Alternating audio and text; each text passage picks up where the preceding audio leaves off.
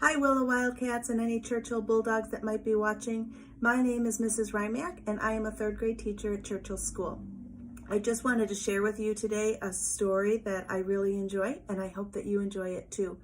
In third grade, we spend a lot of time sharing stories, and every time we do, we always talk about what the main character's problem is and how do they wind up solving it. So today, as I'm reading, I hope you think about what Pinkie's problem is in our story and how does he wind up solving it at the end. The name of our story is Pinkie Leaves Home, and it's written by Peter O'Donnell.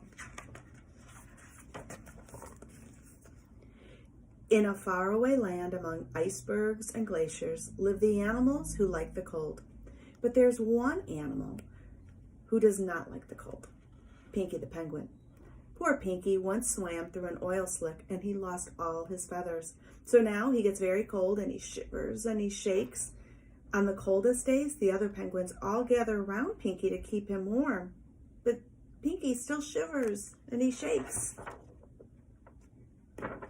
One day, as Pinkie walked around on an iceberg trying to stay warm, the wind swept a piece of paper straight onto his beak. Oh! Pinkie couldn't believe his eyes. No snow, no ice. It looks hot and there are lots of pink animals, pinker than me, playing in the sea.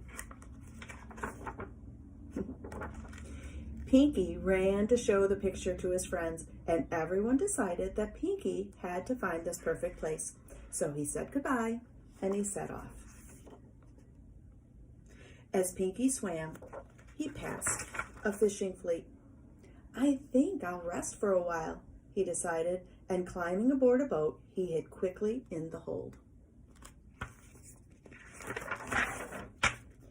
Just as he settled down, the hold was suddenly filled with hundreds of fish.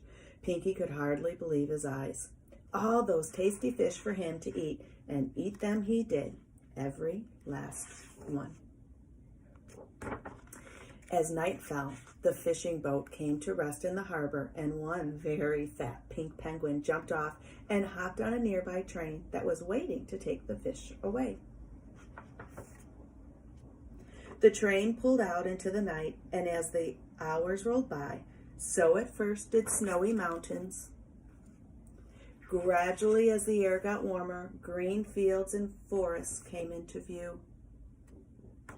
Then big cities loomed up, but way before that, Pinkie had fallen asleep to the movement of the train. When Pinkie awoke, the train had stopped. He jumped out onto a sandy beach. A warm breeze blew and blue waves sparkled just like the picture. Sure enough, pink creatures played in the sea. As the day went by, the sun got hotter and Pinkie grew thirsty. He followed all the other pink creatures who had lined up at a store to buy ice cream. On the storefront was a picture of a cold land, and suddenly Pinkie was homesick. I miss my cold home and the other penguins, he thought. I must find a way to get home. Pinkie's friends missed Pinkie too. They wondered how he was and wished that he could come back.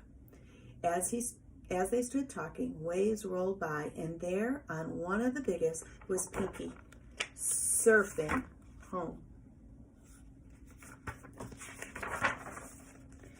Pinkie had brought back souvenirs, and from then on, Pinkie wasn't cold anymore. He was just very, very cool. I hope you enjoyed this, boys and girls. I look forward to sharing many, many stories with you next year at Churchill. Bye-bye.